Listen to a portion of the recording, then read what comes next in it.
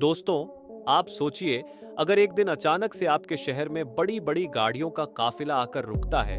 Black dress पहने हुए अधिकारी बाहर निकलते हैं। उनके हाथों में बड़े बड़े ब्रीफ केस होते हैं और वे सीधे किसी बड़े बिजनेस हाउस, किसी नामी नेता या किसी धार्मिक संस्थान में घुस जाते हैं। चारों तरफ अफरा तफरी का माहौल बन जाता है और अंदर की दुनिया पल भर में बदल जाती है। ऐसा ही होता है जब आयकर विभाग का छापा पड़ता है। आज हम बात करने जा रहे हैं भारत की कुछ सबसे बड़ी रेड्स के बारे में, जिसने पूरे देश को हिलाकर रख दिया। चाहे वह कनिष्क ज्वेलर्स पर पड़ा छापा हो, जहां से अरबों के गहनों का काला कारोबार निकला हो, या फिर सत्यम कंप्यूटर्स की धोखाधड़ी, जिसने कॉरपोरेट जगत को झकझोर कर रख दिया था।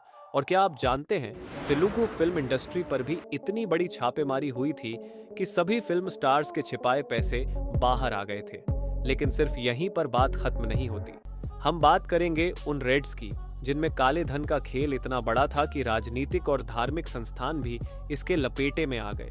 जय ललिता और शशिकला की अघोषित संपत्ति का मामला हो, या एसएपी के ग्रुप के भ्रष्टाचार का खुलासा, या फिर डेरा सच्चा सौदा का अरबों का अघोषित साम्राज्य, हर रेड में छुपे हुए अरबों के काले धन की सच्चाई सामने आई। इन रेड्स ने न सिर्फ देश को हिलाकर रख दिया, बल्कि हमें यह सोचने पर मजबूर किया कि कैसे कुछ लोगों ने सिस्टम का फायदा उठाकर इतनी दौलत जमा कर ली थी। आपको जानकर हैरानी होगी कि इन छापों के दौरान बरामद की गई संपत्ति और नकदी इतनी ज्यादा थी कि गिनती करने में अधिकारियों को कई दिन लग गए। बड़े बड़े बेनामी संपत्तियों का जाल, हवाला के जरिए बाहर भेजे गए पैसे और गुप्त तिजोरियों में छिपाए गए अरबों के गहने और कैश, ये सब एक फिल्मी सीन की तरह लगता है, लेकिन यह हकीकत थी। हर एक रेड के पीछे एक कहानी छिपी है जो भ्रष्टाचार, धोखाधड़ी और बेईमानी की परतें खोलती है। आज के इस वीडियो में हम आपको लेकर चलेंगे उन छापों की दुनिया में, जहां हम बताएंगे कि कैसे सरकार ने इन धंधों पर नकेल कसी और कैसे अरबों की संपत्ति का खुलासा हुआ। तो वीडियो को अंत तक देखिए, क्योंकि यह सिर्फ एक कहानी नहीं है बल्कि एक हकीकत है जिसे जानकर आप हैरान रह जाएंगे। चलिए शुरुआत करते हैं कनिष्क ज्वेलर्स की रेड से। 2022 कनिष्क ज्वेलर्स रेड। सबसे पहले बात करते हैं 2022 में हुई कनिष्क ज्वेलर्स पर रेड की। यह रेड दिल्ली में मशहूर ज्वेलरी चेन कनिष्क ज्वेलर्स के खिलाफ की गई थी। आयकर विभाग ने जब इनके ठिकानों पर छापा मारा तो वहां से करीब 1000 करोड़ से ज्यादा की अवैध संपत्ति का पता चला।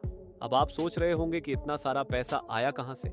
दरअसल कनिष्क ज्वेलर्स ने अपने कारोबार को बढ़ाने के लिए कई फर्जी कंपनियां बना रखी थी। ये कंपनियां असल में सिर्फ कागजों पर मौजूद थीं और इनका इस्तेमाल काले धन को सफेद करने के लिए किया जाता था।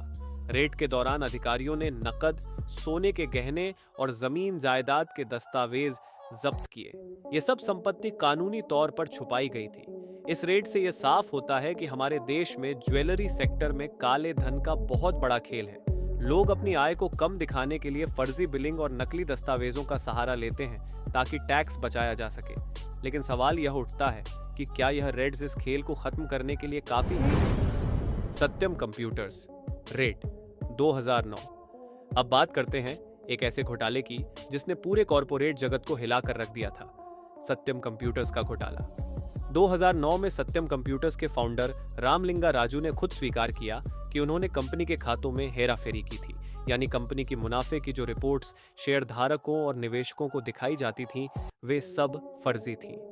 इस घोटाले के बाद आयकर विभाग ने सत्यम कंप्यूटर्स और रामलिंगा राजू के ठिकानों पर छापे मारे और लगभग 700 करोड़ से ज्यादा की संपत्ति का खुलासा हुआ। ये पैसा कंपनी के खातों में हेरा फेरी करके कमाया गया था। सत्यम घोटाला सिर्फ एक कंपनी के डूबने की कहानी नहीं है, बल्कि यह एक सीख है कि कैसे बड़ी बड़ी कंपनियां भी अकाउंटिंग में हेरा फेरी करके अपने मुनाफे को बढ़ा चढ़ाकर दिखाती हैं। इस घोटाले ने सरकार और रेगुलेटरी बॉडीज को मजबूर किया कि वे कंपनी गवर्नेंस के नियमों को और सख्त बनाएं। लेकिन असली सवाल यह है कि इतने बड़े घोटाले को इतनी देर तक कैसे छुपाया गया? क्या हमारे सिस्टम में ऐसी खामियां हैं जिनका फायदा उठाकर कंपनियां इस तरह की धोखाधड़ी कर पाती हैं? Telugu film industry red 2019। अब बात करते हैं 2019 की, जब आयकर विभाग ने तेलुगु फिल्म इंडस्ट्री के बड़े सितारों और फिल्म निर्माताओं के ठिकानों पर छापे मारे थे। इस रेड में करीब 1000 करोड़ रुपए से ज्यादा की अवैध संपत्ति का खुलासा हुआ। नकदी, गहने और बेनामी संपत्तियां बड़े पैमाने पर मिली। अब आप सोच रहे होंगे कि फिल्म इंडस्ट्री में इतना काला धन आखिर आता कहां से है? दरअसल फिल्मों में पैसा लगाना कई बार काले धन को सफेद करने का सबसे आसान तरीका बन जाता है। कई लोग अपनी अवैध आय को फिल्म प्रोडक्शन में निवेश करते हैं ताकि वह कानूनी रूप से सफेद धन बन जाए। इस रेड ने फिल्म इंडस्ट्री में हड़कंप मचा दिया था क्योंकि इसमें कुछ बड़े नाम शामिल थे। यह रेड इस बात का सबूत थी कि काले धन का खेल सिर्फ बिजनेस और राजनीति तक सीमित नहीं है, बल्कि फिल्म इंडस्ट्री में भी यह बहुत बड़ा मुद्दा है। सवाल यह है कि क्या फिल्म इंडस्ट्री में काले धन के इस्तेमाल पर लगाम लगाने के लिए और सख्त कानूनों की जरूरत है, और क्या सरकार इस दिशा में ठोस कदम उठा सकती है? जयललिता और शशिकला रेड। यह छापे तमिलनाडु की मुख्यमंत्री रहीं जयललिता के घर और उनकी सहयोगी शशिकला के घर पर मारे गए थे। उस समय जयललिता और शशिकला पर भ्रष्टाचार और आय से अधिक संपत्ति का आरोप था। रेड के दौरान अधिकारियों ने करीब 66 करोड़ रुपए की संपत्ति जब्त की, जिसमें नकदी, गहने और जमीन जायदाद शामिल थी। इन दोनों पर आरोप था कि मुख्यमंत्री पद का गलत फायदा उठाकर उन्होंने अपनी संपत्ति में भारी इजाफा किया था। उनके घर से इतनी महंगी चीजें बरामद हुईं कि अधिकारियों को भी हैरानी हो गई थी। इस रेड ने पूरे तमिलनाडु की राजनीति को हिला दिया था। जयललिता के समर्थक इसे राजनीतिक साजिश कह रहे थे, जबकि आलोचकों का मानना था कि जयललिता और शशिकला ने सत्ता का गलत फायदा उठाया था। सवाल यह है कि क्या ऐसे नेताओं पर कानूनी कार्यवाही होना आसान है?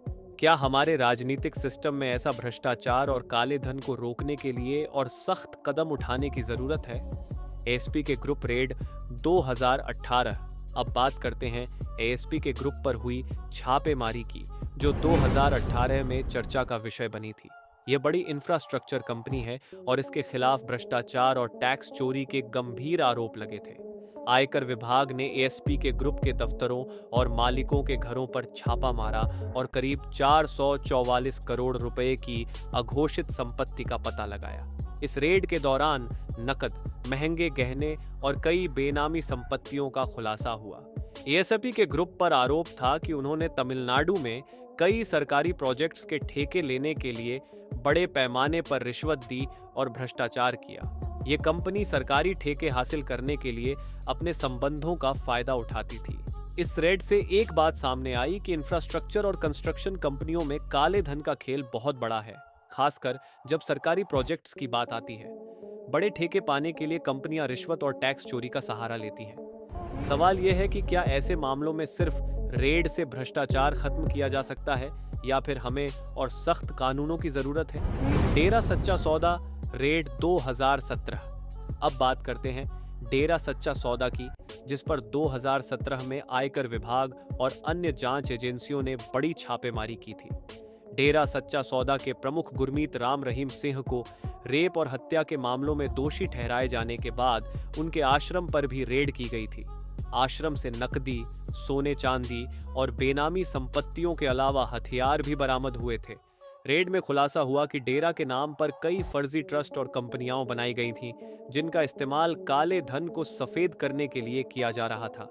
डेरा के पास अरबों रुपए की संपत्ति थी, जिसे कई सालों से छुपा कर रखा गया था। इस रेड में करीब 100 करोड़ रुपए से ज्यादा की अघोषित संपत्ति का खुलासा हुआ। इस मामले से एक सवाल उठता है कि क्या धार्मिक संस्थाएं भी काले धन के कारोबार का हिस्सा बन चुकी हैं? डेरा सच्चा सौदा जैसे धार्मिक संगठनों पर काले धन और भ्रष्टाचार के आरोप लगना हमारे देश में एक गंभीर समस्या की ओर इशारा करता है। क्या सरकार को ऐसे संगठनों पर नजर रखने के लिए और सख्त नियमों की जरूरत है? तो दोस्तों, ये थी भारत की सबसे बड़ी और चर्चित रेड्स। इन रेड्स से हमें एक बहुत बड़ा सबक मिलता है कि चाहे कोई बिजनेसमैन हो, कोई फिल्म स्टार हो या कोई बड़ी कंपनी, इन रेड्स से हमें यह साफ समझ में आता है कि भ्रष्टाचार और काला धन सिर्फ बिजनेस और राजनीति तक सीमित नहीं है। धार्मिक संस्थाएं और बड़े कॉरपोरेट्स भी इसका हिस्सा हैं। अगर वे काले धन के चक्कर में पड़ते हैं तो कानून के शिकंजे से बचना मुश्किल है। लेकिन सवाल यह है कि क्या सिर्फ रेड से काले धन पर रोक लगाई जा सकती है या फिर हमें अपने रेगुलेटरी सिस्टम को और सख्त बनाने की जरूरत है? आप इस पर क्या सोचते हैं? कमेंट में अपनी राय बताइए और वीडियो को लाइक, शेयर और चैनल को सब्सक्राइब करना मत भूलिए। धन्यवाद।